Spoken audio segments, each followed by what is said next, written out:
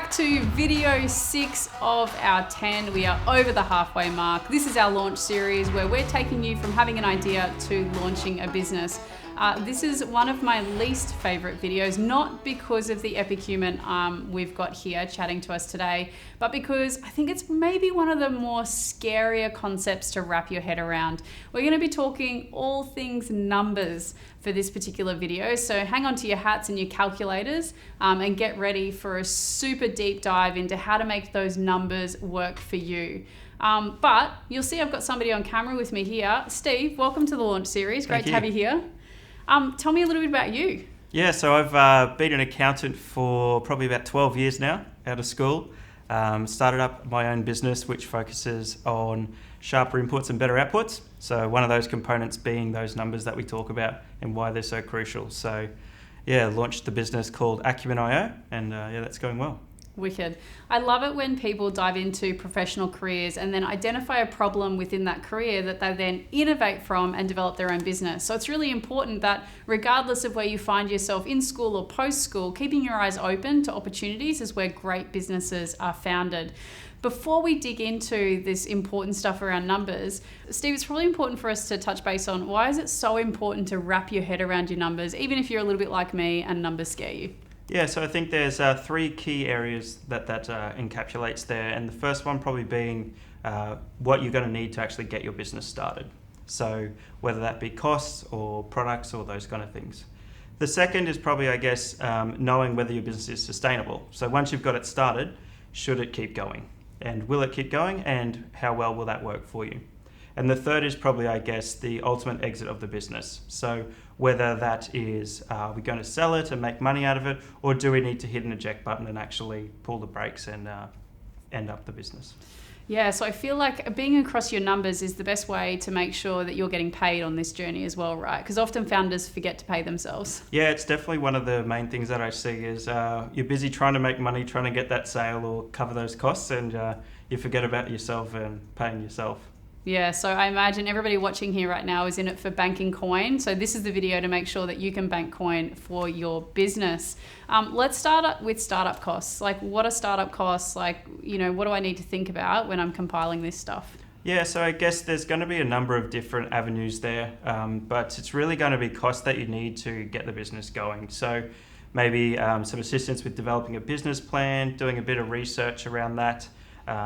Also just some day-to-day running costs like maybe your entity setups or those kind of things. Yeah, cool. So I remember when I started my business, some of the things that I need to think about were like gear that I needed. So if I needed anything to take on the road with me for facilitating, then I needed the money to be able to pay for that stuff. If I needed tech like laptops or clickers for PowerPoints, then being able to pay for that stuff too to get started. So really what you're saying is startup costs are all of the things I need to pay for to get my business into market. Yeah, pretty much. So these are going to be costs that you've got to pay before you even go and try to sell a product. So as you mentioned, the technology is a good one for that. Wicked. So we're going to throw you into an activity right now. As we've been saying the whole way along, in the description underneath this video are all the handy links that you need to do these activities. And what you're going to find under there is a master startup costs list. And so what I want you to do is download that one, and you're going to find this big list of potential things that you might need to pay for. You're going to find website listed there. You're going to find business name listed there. You're going to find different insurances, different pieces of equipment. And what I want you to do is take about 15 to 20 minutes now to go through that list and highlight the costs that you will need in order to start your business, because some of them will be relevant for your business and others may not. If there are things missing from that list that you're going to have to pay for your business, make sure you add them to the bottom. So we'll see you back in about 15 to 20 minutes. Download the list, highlight the ones that are relevant for your business, add any that aren't there, and we'll see you back for the next stage.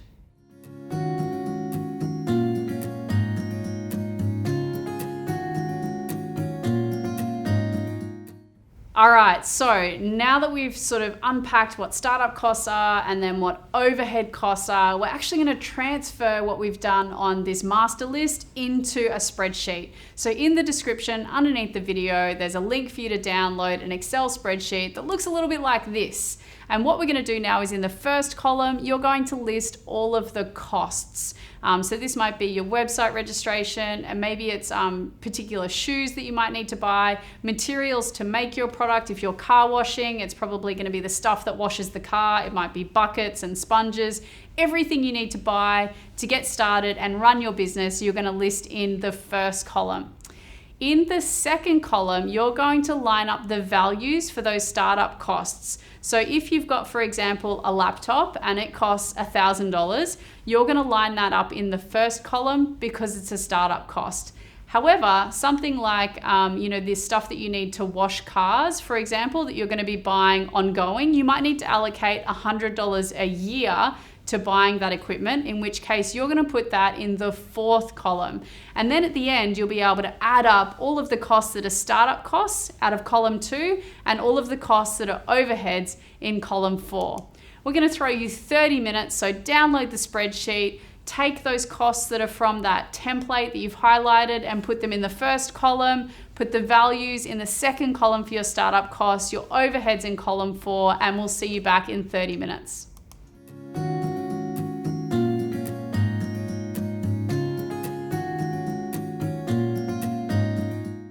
Now, I'm going to cast your mind back to a concept that we talked about a few videos back, and this was around lean startup.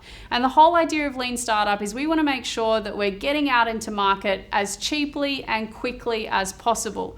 That might mean that some of the startup costs that you've written down might not be needed right now. They might be nice to haves, things that you'd love to have right now, like a new laptop, but actually you can get away with the one that you've got now for another year before you replace it.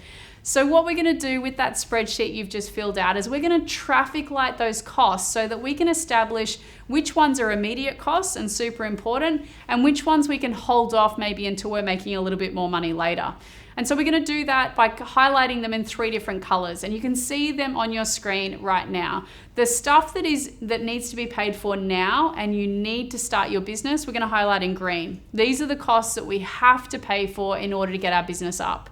The next costs that we're going to do are the things that we need to pay for later. So we don't need them to start the business, but we will need them to run the business, and that we need to have them. We're going to highlight those in orange. And then lastly, anything that we can pay for later and is a little bit like a nice to have, we're going to flag in red. And these will be things that if we happen to have more startup capital at the beginning of our launch, we might be able to pay for. But otherwise, if we're trying to get in as leanly as possible, we can actually put off paying for that stuff until later. So we're going to throw to you now and give you 15 minutes to traffic light that cost tab, and then we'll be back to you with some more number crunching.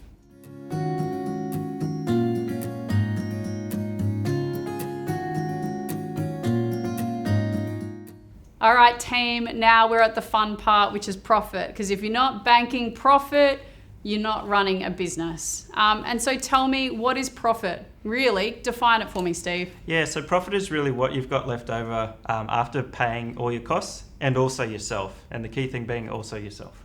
And what I want to really point out here is even if you're running a social enterprise or a profit for purpose and you've got a problem that you want to solve at the core of your mission for your business, it's still really important for you to be making sustainable decisions around finances so that you can continue to run your business. Because in actual fact, the more profit you make as a social enterprise or profit for purpose, the more good you can do. Correct. So making money is not a bad thing. In actual fact, the more money you're making, the more good you can do. So focusing on your numbers is just as important if you're thinking about not-for-profits, charities, social enterprises, or profit for purpose.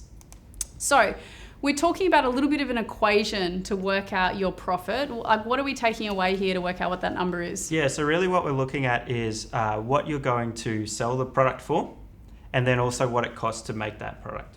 Cool. So the retail price that we can sell our product or service for minus how much it costs to make that unit is what we're left over as the profit per unit. Correct. Wicked.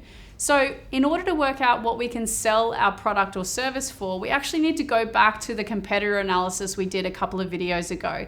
And in that competitor analysis we did with Trudy, we looked at the 3 main companies that were closest to what we did, and we priced up how much they're selling their product or service for.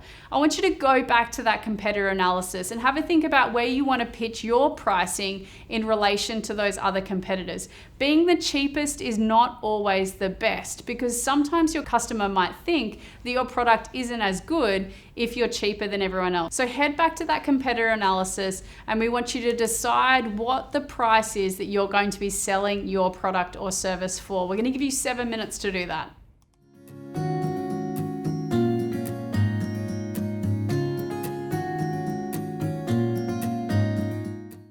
All right, team. So we've had a look at our competitor analysis and we've worked out what our retail price is going to be for our product or our service. The next thing that we need to do is work out what our unit cost is. Steve, what's a unit cost? Yeah, so unit cost is really expenses or things that we have to pay to actually sell this product. Great. And so what we're talking about here is not just the cost of the materials, but also what we want to bank for either getting the product ready to go or perhaps completing a service like washing a car. Yeah, correct. So I guess the washing the car is a good example. So you'll have a few different things there. So cost of materials, you could think about it, so being the sponge, the water, the detergent, and then the wages component being, I guess, well, I want to make $5 per car. Awesome. What if I buy detergent by like the litre and I don't use a whole litre on a single car? How do I work out how much I'm spending on detergent per car? Yeah, so if you've got, I guess, a litre of detergent, for example, you've paid, for example, say $10 on that, and it takes 200 mils of detergent. So obviously that'll be $2 per car. Great. So if you're buying any of your materials in bulk, you need to work out how many products or services that bulk item will complete, and then divide it by that number to work out the cost of materials required per unit. Correct. Oh, let's get around some maths, guys. How do we do this in the spreadsheet, Steve? Yeah, so in the spreadsheet, you'll see there the third column it'll be, which will be the cost per unit column. Rad. So they just plug those numbers in and it's going to do all the fun for them. Yeah, exactly. So in that example before, that's where you'll be putting your $2 for the detergent. Great. So $2 for the detergent, it might be 50 cents for the sponge, and maybe I want to bank $5 per car. And so I'll add those in. Exactly. Epic. All right, guys, we're going to give you 10 minutes. Jump into that spreadsheet. It's the third column. Let's work out our cost per unit. See you soon.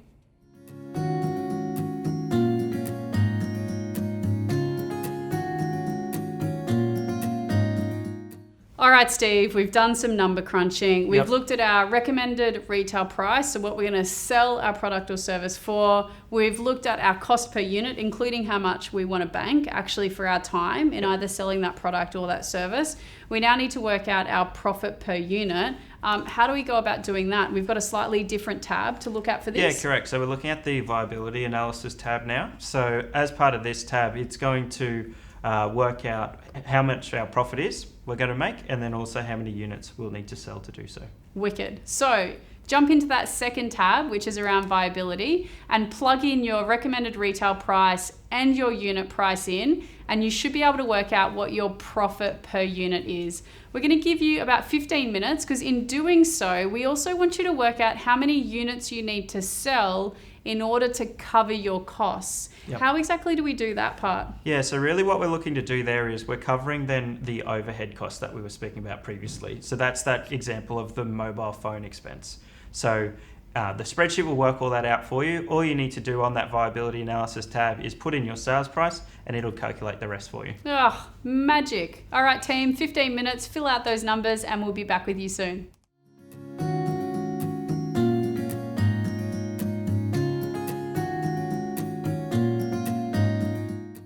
All right, Steve, I've done my numbers. How do I know if my business is viable or if I'm sitting on a lemon that's just going to suck money and I'm never going to get paid from it? Yeah, so this is where I guess we're going to look at it and see where that spreadsheet result gets to. So if it's saying we've got to sell 10,000 units, is that actually achievable? Can we do it? And are we going to actually make money out of it? Right. What if it says that I've got to sell 500 units? And so maybe it's just a little bit of a stretch from what I think is possible. Are there other ways that I can work those numbers to make it more favorable or financially sustainable for me? Yeah, definitely. So there's probably a few different aspects there that are listed on the spreadsheet, but they can be things like adjusting the actual recommended retail price. So if you were to increase that, you'd probably have to sell less units. And then also looking at the costs as well. So like you were saying before, if there's some nice to have costs involved in there, maybe initially we can remove them. That will also decrease the number of units required. Yeah, awesome. Is it also true, Steve, like if you look at different suppliers for your materials, sometimes you can obviously get some of those startup costs cheaper as well? Yeah, exactly. So shopping around always helps. So just like everyone out there, if you shop around, see what else is out there, you may get some wins as well. Cool. So we're going to throw to you now to do a couple of things. One, I'd love for you to dig into that spreadsheet and maybe play with that calculator to see if you can create a really solid win from a financial sustainability point of view. We want to make sure that those units that you need to sell to cover your costs are achievable. The second thing we'd love to do to finish this video off is to take your key points from that spreadsheet and transfer it to your business models canvas. So on that canvas, you're going to jump into the key resources, your cost structure, and also your revenue streams, and just jot those numbers there as we start to fill out that business models canvas. Steve, thanks so much for your time. If students want to find out more about what you do, where can they go? Yeah, you can jump on our website. So it's acumen.io, so acumin.io. Rad. Thanks so much, guys. We'll see you back for video 7 very, very soon.